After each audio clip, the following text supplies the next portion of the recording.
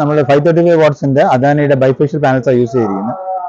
അതിന്റെ കൂടെ നമ്മൾ ഗ്രോ വാട്ടിന്റെ ഇൻവെർട്ടറാണ് യൂസ് ചെയ്തിരിക്കുന്നത്. എല്ലാവരും ഇതിനകത്തോട്ട് മാറി വരും. 3000-4000 മേളിലോട്ട് ബില്ല് കിട്ടുന്ന ഉറപ്പായിട്ട് ഇത് വെക്കുന്നതായിരിക്കും ലാഭം തോന്നുന്നു. നമുക്ക് ടെൻഷനില്ല, ആവശ്യം പോലെ ഉപയോഗിക്കാം. അതാണ് ഏറ്റവും വലിയ ഉപയോഗം.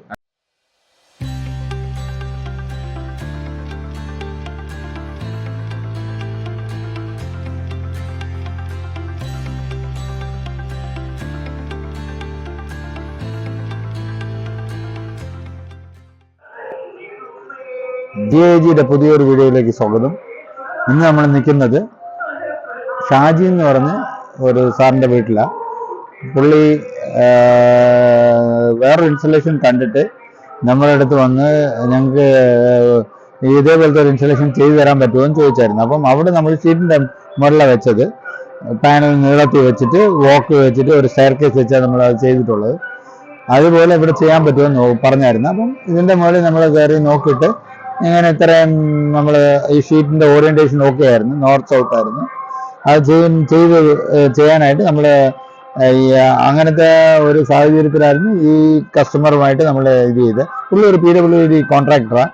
പുള്ളിയുടെ ബാക്കിയുള്ള പ്ലാന്റ് എല്ലാം നമ്മൾ കണ്ട് മനസ്സിലാക്കാം. ഇതൊരു അവസാനം നമ്മൾ ഷീറ്റിന്റെ മണ്ടയിൽ ഇച്ചിരി ഹൈറ്റിൽ ബൈഫേഷ്യൽ പാനൽസ് ആയതുകൊണ്ട് വെക്കാനാണ് തീരുമാനിച്ചത്. പക്ഷെ അവസാനം നമ്മൾ എത്തിയത് ഒരു കാർ പോർച്ചിന്റെ ഒരു ഇൻറൂഫ് ടൈപ്പ് സ്ട്രക്ചറിലോട്ടാണ് നമ്മൾ അവസാനം വന്ന് ഈ പ്ലാന്റ് നിന്നത്. ഇതിനെക്കുറിച്ച് കൂടുതൽ കസ്റ്റമറിന്റെ ഫീഡ്ബാക്കും ആ പ്ലാന്റിന്റെ ഓറിയന്റേഷനും നമുക്കൊന്ന് കണ്ടു മനസ്സിലാക്കാം. Thank you.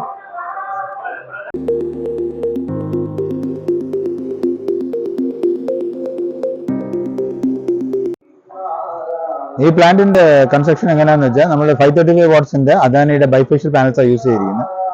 അതിൻ്റെ കൂടെ നമ്മൾ ഗ്രോ വാട്ടിന്റെ ഇൻവെർട്ടറാണ് യൂസ് ചെയ്തിരിക്കുന്നത്.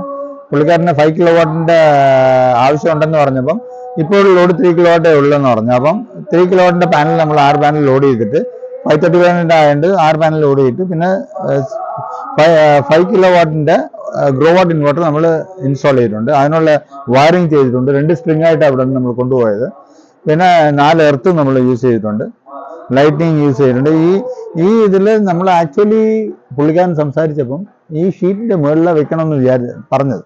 അപ്പം നമ്മൾ അതിനാ സൈഡ് സർവേ ചെയ്ത് കഴിഞ്ഞപ്പം പുള്ളിക്കൊരു ഇത് ഞാൻ കാർ പോർച്ച് ചെയ്യണമെന്ന് വിചാരിക്കുന്നുണ്ട്, അത് നിങ്ങൾക്ക് ചെയ്തു തരാൻ പറ്റുമോ എന്ന് ചോദിച്ചായിരുന്നു. അപ്പം നമ്മൾ പറഞ്ഞു ഓക്കെ ചെയ്തു തരാം. പക്ഷെ ആ സമയത്ത് നമ്മുടെ ക്ലാമ്പ് ഇപ്പം അപ്പോഴും mid clamp N clamp use ചെയ്ത്. അപ്പം പുള്ളിക്കാരൻ്റെ അടുത്ത് നമ്മൾ പറഞ്ഞു നമ്മുടെ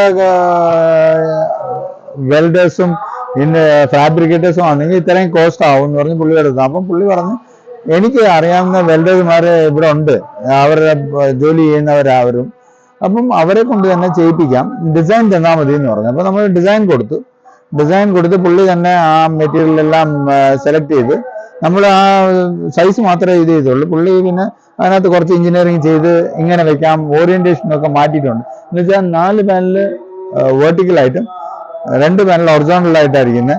അപ്പം ആ ലെങ്ത് ബ്രെഡ്ത്തും ഓൾമോസ്റ്റ് ഈക്വൽ ആയിട്ടിരിക്കുക. ഇച്ചിരി ഒരു ഗ്യാപ്പ് ഉണ്ട്. അത് പുള്ളി അത് പുള്ളി എഞ്ചിനീയറിങ് കുറച്ച് ചെയ്തായിരുന്നു. ഈ ഇവിടുത്തെ ഓണർ പുള്ളി ഒരു കോൺട്രാക്ടറാണ്, PWD കോൺട്രാക്ടറാണ്. അതുകൊണ്ട് കുറച്ച് എഞ്ചിനീയറിങ് ഒക്കെ പുള്ളിക്ക് അറിയാം.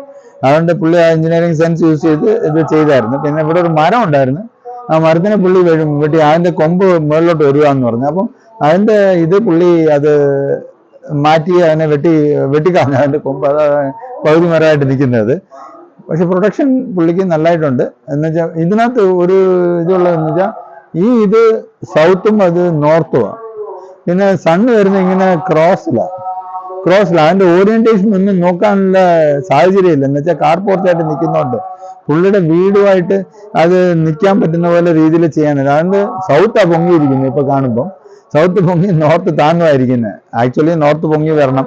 അങ്ങനെ വെച്ചാൽ പിന്നെ ഫ്രണ്ടിലോട്ടായിരിക്കും വെള്ളം വീഴുന്നത്. ഇത് പുറയിലോട്ടാണ് വെള്ളം വീണ് അവിടുത്തെ ഗാർഡനിലോട്ടാണ് വീഴുന്നത് വെള്ളം ചോർന്ന്.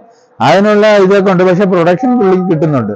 എന്നുവെച്ചാൽ ഓറിയന്റേഷൻ ഇങ്ങനെ ക്രോസിലായുണ്ട്. ഈ സൈഡിൽ മാത്രമേ ഉള്ള ഒരു മരം ഉള്ളത്, ഈ സൈഡിൽ പുള്ളി ക്ലിയറാണ്. അതുകൊണ്ട് പകൽ രാവിലെ ഒരു 3 മണി വരെ നല്ല പ്രൊഡക്ഷൻ ഉണ്ട്.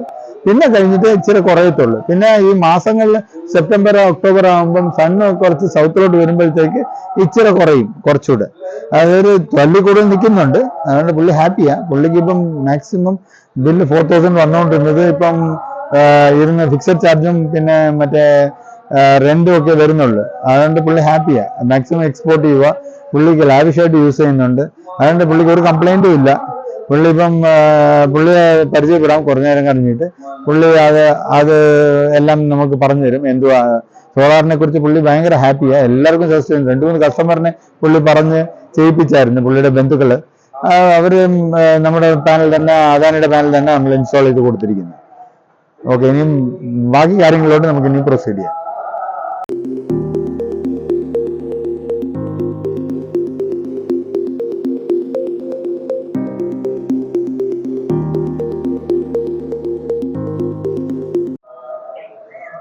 ഈ പ്ലാന്റിന്റെ ഇലക്ട്രിസിറ്റി കണക്ഷൻ ഇവിടെ തന്നെ. അവരുടെ മെയിൻ ഇൻകമർ ഇവിടെ. നമ്മൾ അതുകൊണ്ട് പാനലെല്ലാം ഇവിടെ ഇത് ഇൻവെർട്ടറും DC-DBയും AC-DBയും ന്യൂട്രി ബോക്സ് ഇവിടെ സെറ്റ് ചെയ്തിരിക്കുന്നത്. ഈ പ്ലാന്റ് 5 കിലോവാട്ട് പ്ലാന്റാ. 5 കിലോവാട്ട് പ്ലാന്റിന്റെ വയറിങ് 2 സ്ട്രിങ്, 4 എർത്ത. ഒരു എർത്ത് ലൈറ്റിംഗ് എർത്ത് പാനലിന്റെ അടുത്ത് തന്നെ, ഇച്ചിരി ദൂരെ അത് ഫ്രണ്ടിലാണ്. പിന്നെ ബാക്കിയുള്ള 3 എർത്തും ഇവിടെ തന്നെ, ഇതിന്റെ താഴെ തന്നെ നമ്മൾ പൈപ്പിൽ കൂടെ എടുത്ത് ഈ തറയോടെ ഇളക്കിയിട്ട് ഇവിടെ തന്നെ അടിച്ചിരിക്കുക. പിന്നെ ഇതിനകത്തുള്ളത് 5 കിലോവാട്ടിന്റെ ഇൻവെർട്ടറാ, ഗ്രോവാട്ടിന്റെ. ഇതിന്റെ 7 years വാറണ്ടിയാണ്. നോർമൽ കസ്റ്റമറിന് കൊടുക്കുന്ന ഡിഫോൾട്ട് വാറണ്ടിയാണ്, എക്സ്റ്റെൻഡ് ചെയ്തിട്ടൊന്നുമില്ല. പിന്നെ ഇതിനകത്ത് വൈഫൈന് ഡോങ്കിളുണ്ട്. വൈഫൈ ഡോങ്കിൾ അവരുടെ വൈഫൈ ആയിട്ട് കണക്റ്റഡാ. അതുകൊണ്ട് നമുക്ക് ഡേറ്റ എവിടെ നിന്ന് വേണമെങ്കിലും കാണാൻ പറ്റും. പുള്ളിക്കാരന് എവിടെ നിന്ന് വേണമെങ്കിലും അത് ഫോണിൽ എടുത്ത് പുള്ളി റീഡ് ചെയ്യും. പിന്നെ ഉള്ളത് ഇതിനകത്ത് 2 സ്ട്രിങ് ആയതുകൊണ്ട് 2 ഈ 2 സ്ട്രിങ് DC-DB നമ്മൾ യൂസ് ചെയ്തിരിക്കുന്നത്. പിന്നെ അതിന്റെ പാനൽ എർത്ത് ഔട്ടിന് ഇവിടം വരെ നമ്മൾ കൊണ്ടുവന്നിട്ട് ഇവിടുന്ന് നമ്മൾ എർത്ത് ചെയ്തിരിക്കുന്നത്. അത് DC കേബിളിന്റെ കൂടെ വന്നിരിക്കുന്നത്.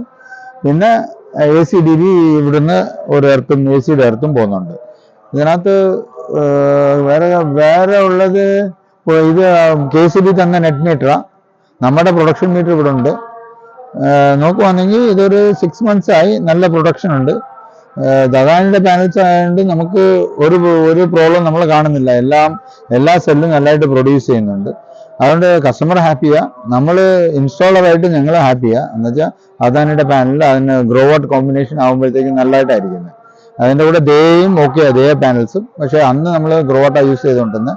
അതുകൊണ്ട് ഇപ്പോൾ ഗ്രോവാട്ട് നമ്മൾ നോക്കുവാണെങ്കിൽ ഗ്രോവാട്ടും ഇതും സ്ട്രിങ് കോമ്പിനേഷൻ നല്ല കോമ്പിനേഷൻ. അതിന് മാക്സിമം പ്രൊഡക്ഷൻ ഇത് കിട്ടുന്നുണ്ട്. പിന്നെ ഉള്ള കാര്യങ്ങളിലോട്ട് നമുക്ക് ഇനിയും കടക്കാം.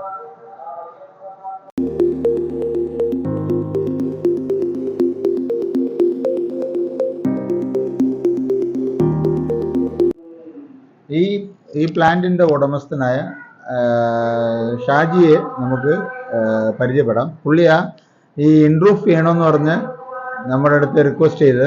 പുള്ളിക്ക് അതൊരു ആഗ്രഹമായിരുന്നു. പിന്നെ മുകളിലോട്ട് ആദ്യം നോക്കിയത്. പിന്നെ ഷീറ്റ് കിഴിക്കണ്ട, നമുക്ക് ഇവിടെ തന്നെ ചെയ്താൽ എന്തുവാന്ന് പുള്ളിയെ സജസ്റ്റ് ചെയ്ത്. അപ്പം നമ്മൾ വിചാരിച്ചു ഓക്കെ നമുക്ക് ഇതൊന്ന് ചെയ്ത് നോക്കാം എന്ന് പറഞ്ഞ് നമ്മൾ ആദ്യത്തെ ഇൻറൂഫ് ഇൻസ്റ്റലേഷൻ ആയിരുന്നു ഇത്. ചെറിയ ഡിഫക്റ്റ് ഒക്കെ ഉണ്ട്. പക്ഷെ ഇപ്പം നമ്മൾ ചെയ്തത് 10 കിലോവാട്ടിൻ്റെ, അത് ഇതിനേക്കാൾ ബെറ്ററാണ്. പക്ഷെ ഇതിനകത്ത് പുള്ളിക്ക് മാക്സിമം പ്രൊഡക്ഷൻ കിട്ടുന്നുണ്ട്. ചെറിയ ഷെയ്ഡിന്റെ ഇഷ്യൂസ് ഉണ്ട്. എന്നാലും 3 കിലോവാട്ട് ആയതുകൊണ്ട് പുള്ളിക്ക് ഞാൻ 5 കിലോവാട്ട് വിത്ത് 3 കിലോവാട്ട് പാനൽസാണ് ഇട്ടത്. അതുകൊണ്ട് മാക്സിമം പ്രൊഡക്ഷൻ 5 കിലോവാട്ട് വരെ പോകാം. അതുകൊണ്ട് 17 യൂണിറ്റ്സ് വരെ 16-17 യൂണിറ്റ്സ് വരെ പെർ ഡേ കിട്ടുന്നുണ്ട്. ഇപ്പം ഇച്ചിരി ചൂടായതുകൊണ്ട് ഇച്ചിരി പുള്ളിക്ക് അത് കിട്ടുന്നുണ്ട്. ഇപ്പം നമ്മൾ പുള്ളിക്കാരനെ പരിചയപ്പെടാം. പുള്ളിയുടെ ഫീഡ്ബാക്ക് നോക്കാം. ഇപ്പം സാറേ നമസ്കാരം. സാറ് ഞങ്ങളെ ഇപ്പം സാർ സോളാറിലോട്ട് പോകാൻ എന്താ സാറിനെ പ്രോത്സാഹിപ്പിച്ചത്? സോളാറിലോട്ട് പോകാനുള്ള കാര്യം എന്ന് വെച്ചാൽ നമ്മൾ ഒന്നാമത് ദിവസവും കറണ്ടിന്റെ ചാർജ് കൂടിക്കൊണ്ടിരിക്കുക. പിന്നെ ഈ ചൂട് അയക്കുന്നതനുസരിച്ച് ഉപയോഗം കൂടിക്കൊണ്ടിരിക്കുന്നു. അപ്പം നമ്മൾ ആവറേജ് ഇപ്പം തന്നെ നമ്മുടെ കറണ്ട് ബില്ല് ഏതാണ്ട് ഒരു 4000-5000 രൂപയ്ക്ക് അടുത്തായി തുടങ്ങിയത്. അപ്പോഴത്തേക്ക് നമുക്കിത് പലതരത്ത് നമ്മുടെ ഇവിടെ എല്ലാം ഇതിൻ്റെ നിങ്ങളുടെ സെറ്റ് ചെയ്തതിൻ്റെ നമ്മളൊന്ന് തിരക്കിയായിരുന്നു. അപ്പോൾ തിരക്കിയപ്പോഴും നല്ല അഭിപ്രായങ്ങൾ കിട്ടി. അപ്പം 15 യൂണിറ്റ് ഓക്കെ 3 കിലോവാട്ടിനവർക്ക് 15 വരെ കിട്ടുമെന്ന് പറഞ്ഞു. അപ്പം നമ്മൾ കാൽക്കുലേറ്റ് ചെയ്തപ്പോൾ ലാഭമാണെന്ന് തോന്നി. അങ്ങനെ നമ്മൾ തമ്മിൽ ബന്ധപ്പെടുന്നതും അപ്പോൾ ബന്ധപ്പെട്ട് കഴിഞ്ഞപ്പോഴാണ് പിന്നെ നമുക്ക് ഇങ്ങനെ ഇത് എന്തായാലും സ്ട്രക്ചർ ചെയ്യുമ്പോൾ ഒരു ഉപയോഗം കൂടെ ആവട്ടെ എന്ന് വിചാരിച്ചൊരു കാർ പോർച്ച് മാതിരി ഈ ചെയ്യാനായിട്ട് അതിൻ്റെ ഡിസൈൻ എല്ലാം ചെയ്ത് നോക്കിയപ്പം ഒരു ഏറിയ കാണിച്ചപ്പോൾ അവിടെ ഒരുവിധം വെയിലുണ്ടായിരുന്നു. അപ്പോൾ അവിടെ തന്നെ സെറ്റ് ചെയ്യാൻ തുടങ്ങി. പിന്നെ ഈ ചില മാസങ്ങളിൽ മാത്രം സൂര്യൻ്റെ ഒരു ചെറിയൊരു ഷെയ്ഡുകൾ, അത് ഒരു മാസം കൊണ്ടേ ഉള്ളത്, വലിയ വിഷയമല്ലെന്ന് തോന്നുന്നു. ഇപ്പം ഡെയിലി നമ്മൾ 3 കിലോ പോലത്തെ വെച്ചിട്ട് പോലും ഒരു ഡെയിലി ഒരു 17 യൂണിറ്റ് ഇപ്പം കിട്ടുന്നുണ്ട്. നമ്മളെ അത് നോക്കുമ്പോൾ അറിയാമല്ലോ, മൊബൈൽ നോക്കുമ്പോൾ അറിയാം. അത് കറക്റ്റായിട്ട് കിട്ടുന്നുണ്ട്, കുഴപ്പമൊന്നുമില്ല. നമ്മൾ നല്ല ഹാപ്പിയാണ്, ഒരു വിഷയമില്ല. അത് കണക്ക് ഇനിയിപ്പോൾ നമുക്ക് വണ്ടികളും ഇലക്ട്രിക് വണ്ടിയിലോട്ട് മാറണം. അപ്പോൾ അതിനുവേണ്ടി ഞാൻ അന്നത് വെച്ചപ്പോൾ തന്നെ 3 കിലോ വാൾട്ടിൻ്റെ പാനൽ മാത്രം വെച്ചത്. പക്ഷേ ബാക്കി ഇൻവെർട്ടർ ബാക്കിയെല്ലാം 5 കിലോ വാൾട്ട് വെച്ചിരുന്നു. അപ്പോൾ അത് ഭാവിയിലോട്ട് ഇനി നമുക്ക് ഇതിൻ്റെ പാനൽ മാത്രം മാറ്റിയാൽ മതി എന്നാണ് പറഞ്ഞത്. അപ്പോൾ അത് ഇനിയിപ്പം വണ്ടി ഇലക്ട്രിക്കിലോട്ടൊക്കെ മാറുമ്പോഴത്തേക്ക് കുറച്ചും കൂടെ കറണ്ടിൻ്റെ ഉപയോഗം വരുന്നെങ്കിൽ ആ സമയം നോക്കി വെക്കാമെന്ന് പറഞ്ഞാൽ അത് സെറ്റ് ചെയ്തു. എനിക്കിപ്പം നല്ല സാറ്റിസ്ഫാക്ഷനാണ്. ഇപ്പം സാറിന്റെ ഇപ്പം ആക്ച്വലി ബില്ല് 4000 ആയിരുന്നു. അപ്പം നമ്മള് ഇപ്പം 200 ഫിക്സഡ് ചാർജ് എന്ന് പറഞ്ഞ റേറ്റും പിന്നെ ചെറിയ ടാക്സോ GST എല്ലാം കൂടെ ഒരു 220 രൂപ. എനിക്ക് അതിന്റെ 3 ഫേസ് കണക്ഷൻ ആയതുകൊണ്ട്, അല്ലെങ്കിൽ എല്ലാ വീട്ടിലൊക്കെ 170 ഉള്ളത്. സിംഗിൾ ഫേസിന് 170, ഫേസിന് ഇച്ചിരി കൂടുതൽ. അപ്പൊ അതുകൊണ്ട് 220 ആ ബില്ല് മാത്രമേ എനിക്കിപ്പം വരുന്നുള്ളൂ. അവരുടെ മീറ്റർ ആയതുകൊണ്ട് മീറ്ററിന്റെ രണ്ടെന്നും പറഞ്ഞത് വന്നുകൊണ്ടിരിക്കുന്നത്, അല്ലാതെ വേറെ പൈസകളൊന്നും ആവുന്നില്ല. അതിനൊക്കെ ഇപ്പൊ ഉത്പാദനം അധികം നടന്നുകൊണ്ടിരിക്കുന്നുണ്ട്. എനിക്ക് ഡെയിലി ആവറേജ് ഒരു 10 യൂണിറ്റിനകത്തൊക്കെ മതിയെന്ന് തോന്നുന്നു. എനിക്ക് എല്ലാ ദിവസവും 16-17 യൂണിറ്റ് കിട്ടുന്നുണ്ട്. ഇപ്പം സാറിന്റെ എക്സസ് ഇത് ഇതുവരെ ആയിട്ടില്ലെന്നാ തോന്നുന്നത്.